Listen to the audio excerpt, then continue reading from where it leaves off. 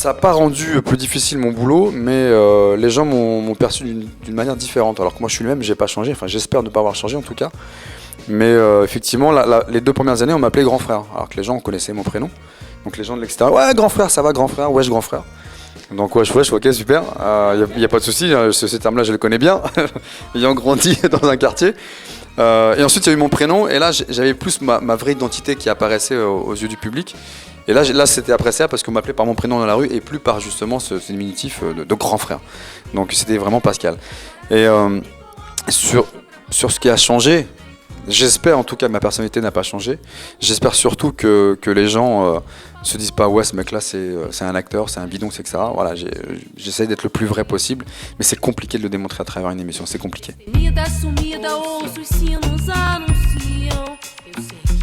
Alors étant père de famille aujourd'hui, depuis que je fais l'émission en réalité, mon système perso-éducatif a changé, étonnamment.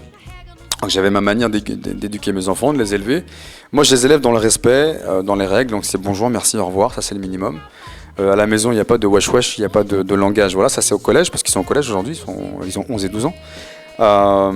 Et je me dis qu'au final, avec tout ce que je vois, ça a changé ma façon de voir les choses, dans le sens où je dis tiens, ça il faut peut-être pas que je le fasse, ça il faut peut-être que je mette en place ça à la maison. Et je trouve que depuis 5 ans, effectivement, ça a changé ma vision des choses sur l'éducation de mes propres enfants. Alors je sais pas si c'est un bien ou un mal, j'en sais rien, donc peut-être que plus tard je le paierai, on verra. Mais en tout cas, ouais, ça a changé les choses, parce que quand je vois certains jeunes en difficulté avec leurs parents, et je me dis, mais ah ouais, donc en fait c'est un manque de communication. Tiens, il y a une télé dans la chambre, donc il ne faut pas mettre de télé dans une chambre, parce que ça casse la communication. Je vois pas l'intérêt de mettre une télé, en tout cas dans une chambre, puisque le lieu de vie c'est le salon, la salle à manger en tout cas. Et puis la chambre est faite pour se reposer ou faire les devoirs quoi, quand ils sont encore à l'école. Donc ouais, ça a changé ma vision, malheureusement. Et c'est pas le fait d'être éducateur. Je crois que j'éduque mes enfants comme mes parents m'ont éduqué, mais avec une manière complètement différente. Moins dure, mais plus juste.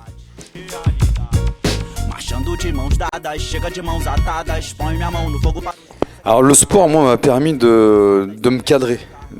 Pas de me recadrer, mais de me cadrer. Dans le sens où pour moi il y avait des valeurs de respect, etc. Et je m'étais dit que plutôt que de se battre dans la rue, inutilement, autant se battre pour essayer de dégoter des médailles, d'être reconnu. Je pense qu'on soit sportif ou pas, à partir du moment où on essaie de faire des choses, c'est qu'on veut être reconnu par les gens. Et moi je pense que j'avais un besoin au fond de moi d'être reconnu, d'être respecté, d'être apprécié, voire aimé.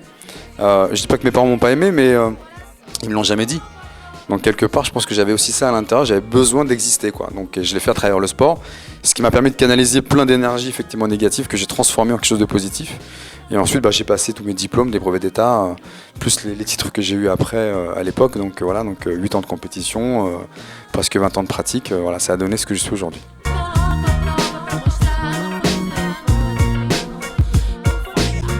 Ce qui explique l'audience de l'émission, je pense, c'est que je suis moi-même, quoi. C'est que moi, voilà, à partir du moment où j'ai des choses à dire, je le dis, qu'il y ait une caméra ou pas, avec mes mots. Donc parfois, on me voit en train de m'énerver, en train de balancer des choses qui sont vraies, en fait.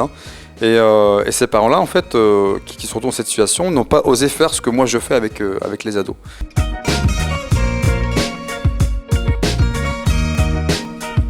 Et ce qui a fait la différence, c'est ce que je suis là, quoi.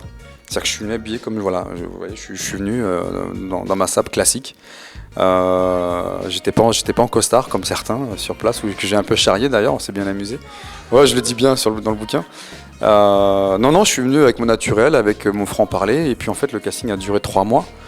Donc pendant ces 3 mois, ils sont venus chez moi, ils ont ouvert mes armoires, ils ont regardé mes fringues, ils sont venus sur mon lieu de travail, voir un petit peu comment je gérais les jeunes avec lesquels ceux que je m'occupais en tout cas à l'époque. Et je pense qu'ils ont fait une enquête sociale, une enquête de voisinage. Enfin, c'était les RG, quoi. Donc 3 mois d'enfer pour moi, 3 mois de rendez-vous d'aller-retour sur Paris.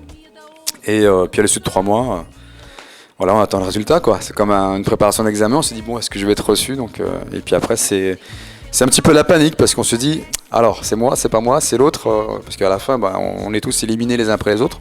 Puis il en reste peu. Et puis il en reste 3. Et puis je fais partie des 3. Et là, je suis sur le podium. Mais je me dis, est-ce que je vais avoir la médaille d'or? Donc là c'est le gros doute, quoi.